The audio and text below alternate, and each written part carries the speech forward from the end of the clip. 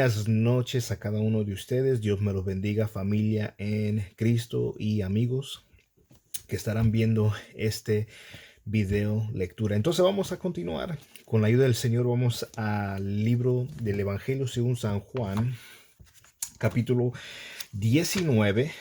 Habíamos iniciado en el último video lectura la primera porción.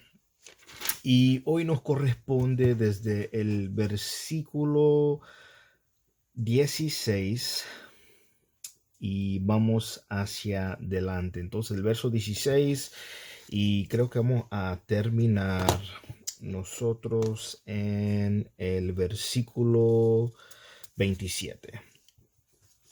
Entonces, del 17 al 27. Dice la palabra del Señor en el nombre del Padre, del Hijo y del Espíritu Santo. Y dice: Así que entonces le entregó a ellos para que fuera crucificado. Tomaron pues a Jesús, y él salió cargando su cruz al sitio llamado el lugar de la calavera, que en hebreo se dice Gólgota. Este lugar llamado de la calavera o Gólgota era una colina que se hallaba en las afueras de Jerusalén. Estaba junto a un camino principal que era muy transitada y muchas de las ejecuciones se realizaban ahí de modo que todos lo pudieran ver con facilidad, y igualmente servía como escarmiento a la gente, como para darles una recordatorio de lo que pasaba cuando no se sujetaban, ¿verdad?, a Roma, porque muchas de las personas eran criminales, ladrones, personas que querían como que derrocar, unirse a guerrillas, a derrocar. Y entonces esto servía como un escarmiento para las personas mirando esta ejecución. Versículo 18 dice: donde le crucificaron, y con él a otros dos, uno a cada lado y Jesús en medio. Ahora, hicieron que Jesús se acostara en el suelo mientras sus brazos eran extendidos y clavados al madero horizontal, la parte horizontal que había traído cargando. Y se acostumbraba a levantar el madero de inmediato con la víctima adherida a él y empalmarlo al madero vertical. Ahora, sus pies fueron clavados. En algunos casos se usaban como un pedazo de madera que servía como una especie de base para soportar en parte el peso del cuerpo. Pero no crean que esto era un instrumento que ayudaba, aliviaba el dolor, ¿no? Al contrario, el propósito principal de tal instrumento, ese cuadrito que usaban en los pies, era para prolongar y intensificar la agonía. Entonces para nada les daba ningún tipo de alivio. Ahora, para respirar, era muy necesario empujar en las piernas y contraer los brazos, y cada vez que esto se hacía generaba un inmenso y terrible dolor. Aparte de eso tenía espasmos musculares, ¿verdad?, sobre su cuerpo ya agotado. Imagínate los latigazos, los golpes, el cargar en la distancia ese cruz en el mero sol.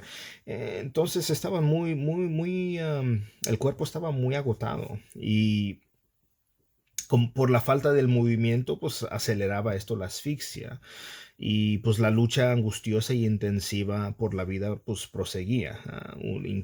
Hacían sus esfuerzos para tratar de prolongar lo más que podían, am, para sobrevivir. Pues era la misma, yo creo, naturaleza en ellos de querer sobrevivir.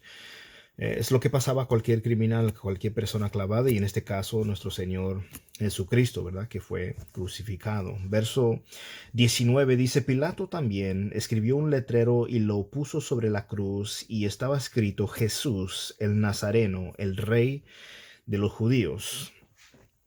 Tenemos que darnos cuenta que este letrero intentaba ser irónico. Imagínense un rey humillado, ejecutado en público.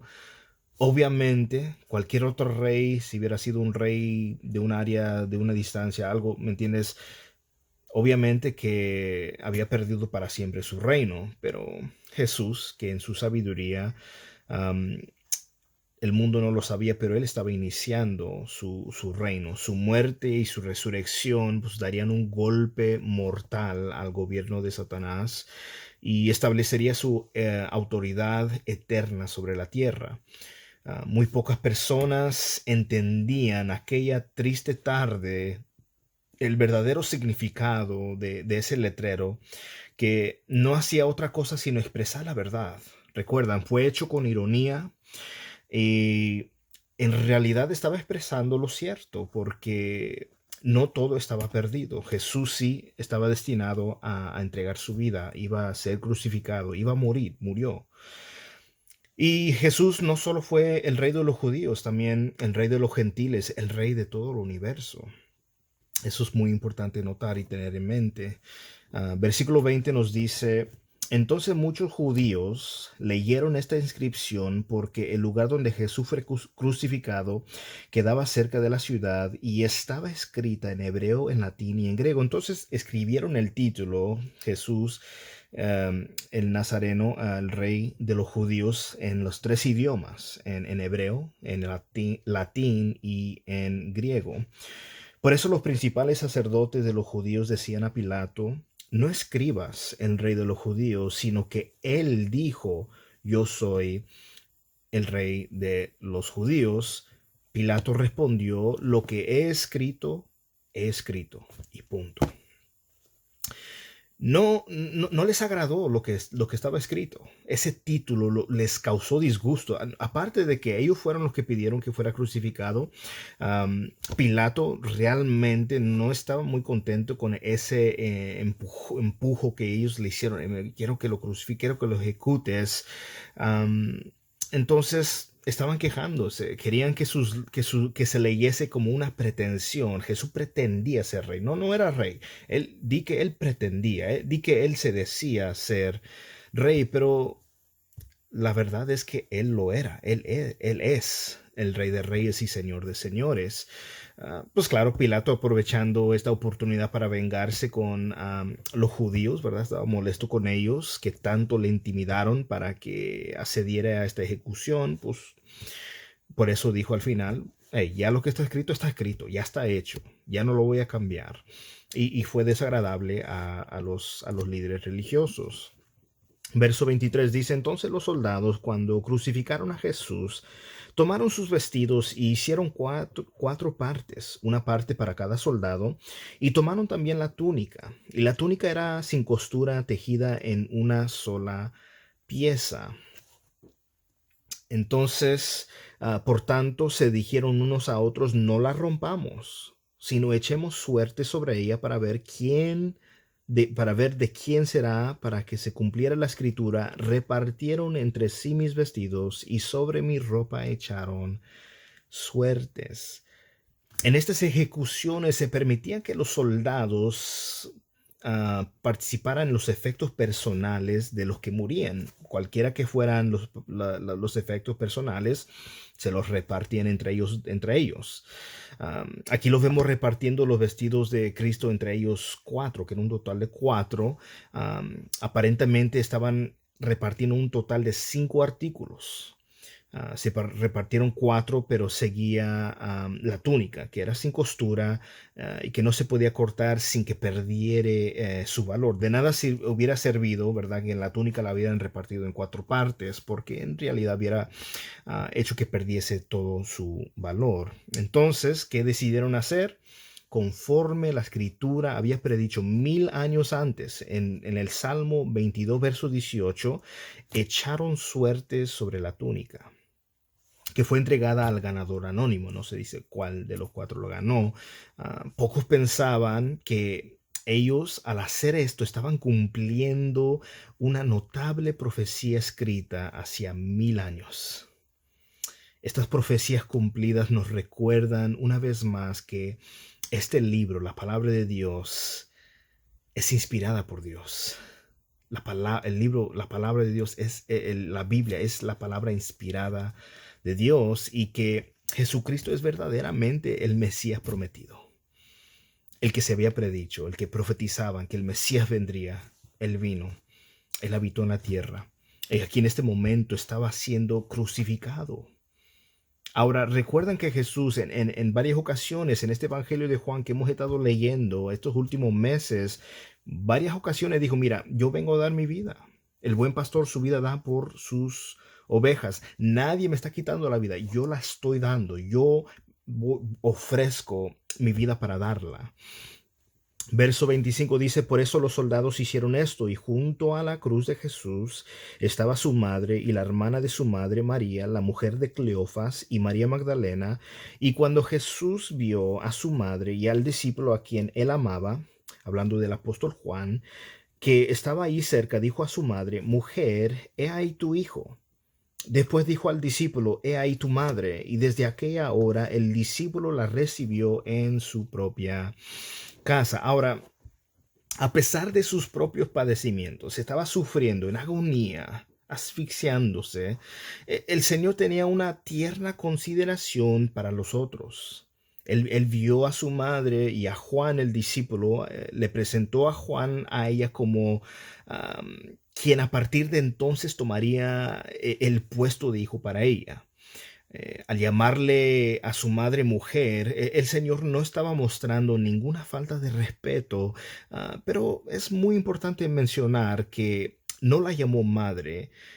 No contiene esto una lección para los que pudieran sentirse tentados a exaltar a María al puesto en el que es objeto de adoración. Pueden decir, no, pues hay que adorarla. No, pues la realidad Jesús mismo aquí la está considerando y tomando en consideración no como la madre de Dios, no como su madre, sino le está diciendo, mujer, he ahí tu hijo, hablando al apóstol Juan, y al apóstol Juan, hijo, mira, hijo, he ahí tu madre. En otras palabras, quiero que tú tomes responsabilidad, tú te encargues, tú cuides de ella. Entonces Jesús da esa instrucción y no le está faltando el respeto para nada. Al contrario, él reconoce, ¿verdad?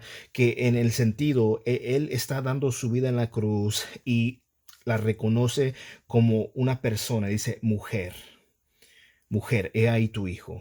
Y al hijo, hijo, he ahí tu madre. Cuida de ella. Toma la responsabilidad de encargarte de ella. Su preocupación, su amor por las personas, a pesar de que él está sufriendo, él está padeciendo, él está en gran agonía, él está tomando en consideración la importancia sobre María y que Juan tomara le da ese encargo, es como ese encargo final.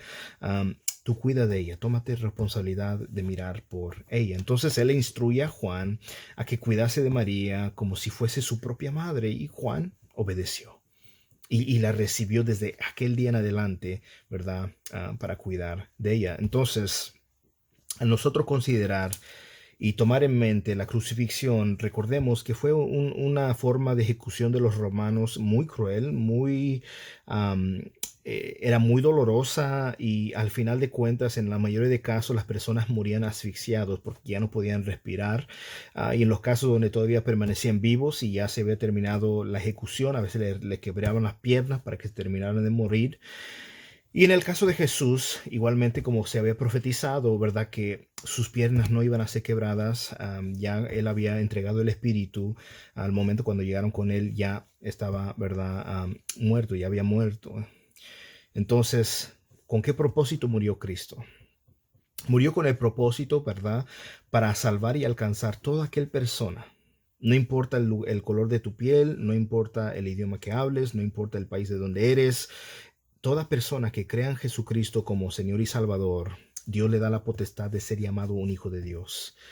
Él ha enviado a su Hijo al mundo. Una cosa que como cristianos reconocemos y no podemos negar es que Cristo nació.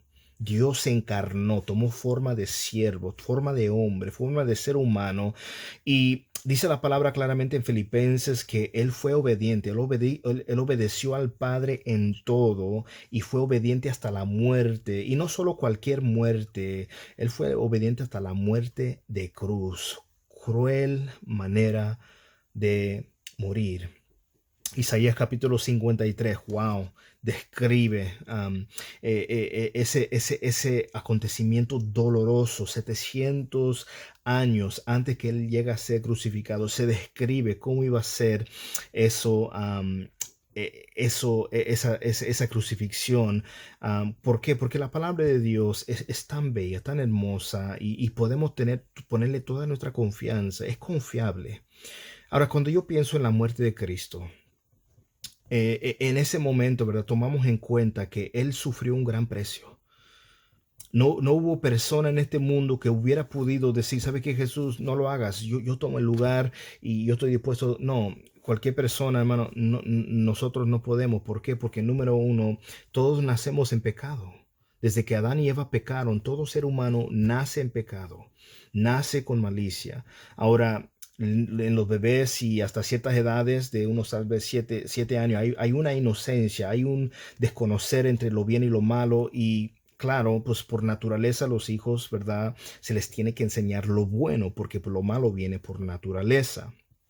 Entonces todos nacemos en pecado y todos estamos en necesidad de un gran Salvador. Y lo maravilloso es que en Jesús hallamos a ese gran Salvador. No podemos nosotros pensar que es una fábula. No, yo no lo creo, yo no lo vi. Mira, la palabra de Dios a mí me lo enseña, a mí me lo declara, yo lo tomo, lo creo, pongo mi confianza, deposito toda mi fe en lo que está escrito en la palabra de Dios, porque es la palabra inspirada por Dios, escrito por hombres que fueron inspirados por Dios, donde Dios sopló ese aliento, esas palabras a ellos y lo que escribían eran lo que Dios deseaba que escribieran. Entonces, esta palabra es un libro, es una Biblia confiable, podemos confiar, no hay contradicciones, aunque a veces somos nosotros los que a veces, ¿verdad? Estamos ahí en contradicciones, en esto y en lo otro, pero lo más importante es que Él vino a dar su vida. Los romanos no le quitaron la vida, los líderes religiosos no le quitaron la vida. Él dijo claramente, yo vengo a dar mi vida, la doy y la vuelvo a tomar, ¿verdad? Entonces no hay una noticia tan triste de cómo murió y ya se quedó ahí. No, murió, claro que murió. 3 días, estaba sepultado y al tercer día resucitó con poder y gloria y está a la diestra del Padre. Eso es glorioso, la fe cristiana está centrada en el hecho de la resurrección de nuestro Señor Jesucristo. Si no hubiera habido resurrección, en vana sería nuestra fe, pero lo hermoso y lo maravilloso es que Él resucitó. La tumba estaba así. Mis padres fueron hace varios años a Israel y tuvieron la oportunidad de ir donde estaba la tumba de Jesús y no porque no creyeran, se les ofreció una oportunidad de poder ir a la Tierra Santa y pues le dio mucho gusto a mi papá, sobre todo, wow, estaba encantado, mi mamá, wow, se gozó y pudieron andar en ciertos lugares donde estaba el Señor Jesús, en la mar de Galilea, donde hubo la pesca milagrosa y mucho más, pero lo más asombroso y maravilloso es que la tumba está vacía. Aunque hay habido documentales que dicen encontramos los huesos de Jesús, eso es una farsa, eso es mentira, eso es algo que quieren, ¿verdad? Estorbar a la verdad, pero saben que la verdad de Dios no se puede remover, no se puede deshacer. La Biblia en muchos tiempos, en muchos lugares han tratado de quemarla, pero queman las Biblias, pero la palabra de Dios permanece para siempre. Los creyentes siguen creyendo en Cristo. Entonces damos gracias a Dios. Damos gracias a nuestro Cristo, ¿verdad? Por dar su vida. Y creo que es tan importante tomar en cuenta, ¿verdad? Lo importante que nosotros debemos de tener ese mismo sentir que hubo en Cristo, de ser humildes, ¿verdad? Estar dispuesto a poder morir a nosotros mismos, a negarnos a nosotros mismos, a hacer un lado, ¿verdad? A veces nuestro gusto, nuestra preferencia y cosas así.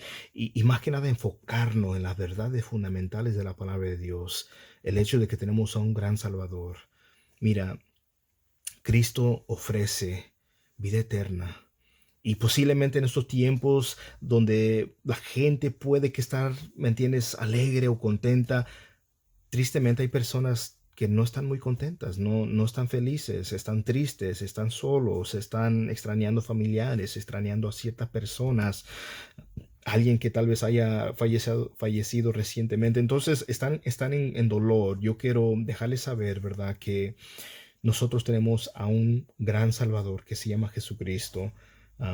No voy a decirte, ven a Él y se te acaban los problemas. No, eso no es verdad. Ven a Cristo y te aseguro que Él te cuida, te guarda, te mantiene hasta el final. Encontramos la verdadera felicidad en Cristo. Encontramos la razón por la cual vivir, el propósito de nuestra vida, que no somos un accidente. Tal vez en un tiempo, en una ocasión de enojo o coraje, tus padres tal vez han dicho, eres un accidente, no te quisimos. Bueno, eso no es cierto. Dios te ha hecho con un propósito. Tú existes con un propósito. Ese propósito principal que Dios ha creado a todo ser humano es con el fin de conocerlo. Tristemente muchos no conocen acerca de Dios, pero no es demasiado tarde. Hay una oportunidad. Te invito, amigo, amiga, que me estás escuchando. Te invito a conocer a Cristo. Te invito a que leas su palabra. Puedes leer el Evangelio de Juan, el Evangelio de Marcos, de Lucas, de Mateo, o el releer el Evangelio de Juan. Y te aseguro, ¿verdad?, que Dios va y puede hablarte a través de esos versículos. Mi oración y mi deseo es que en verdad reflexiones y pienses en tu vida, que necesitas a un Salvador. Tal vez digas, es que no sé qué hacer. ¿Cómo voy a Él? ¿Qué hago? Mira, solamente puedes doblar tus rodillas, caer de rodillas, decir, Señor, te necesito. He vivido tanto tiempo sin ti, estoy perdido, me siento solo, me siento frustrado, estoy enojado, estoy en depresión, estoy en ansiedad. Señor, ten misericordia de mí, sálvame, Señor, ten misericordia, perdóname. Reconozco que he pecado, soy un pecador, necesito tu gracia y tu misericordia. Ve a Cristo, dale una oportunidad a Cristo. Las iglesias no te pueden salvar, un pastor no te puede salvar. Cargar una Biblia y no leerla y no meditar en ella, el hecho que lo cargues no te salva. Entonces el hecho que seas miembro de una iglesia no te garantiza ser salvo. Lo que salva es poniendo tu fe, depositando tu confianza en Jesucristo como Señor y Salvador. Te invito a que hagas eso. Que Dios me los bendiga grandemente a cada uno de ustedes. Deseo que pasen un feliz y bendecida noche, un feliz Navidad. Que Dios los guarde, que Dios los bendiga, ¿verdad? Y recuerden que Cristo es la razón por la cual nosotros tenemos vida. Sin Cristo no somos nada. Separados de mí, nada podréis hacer. Feliz noches y bendiciones para cada uno de ustedes. Les mando un fuerte abrazo, un cordial saludo. Dios les bendiga.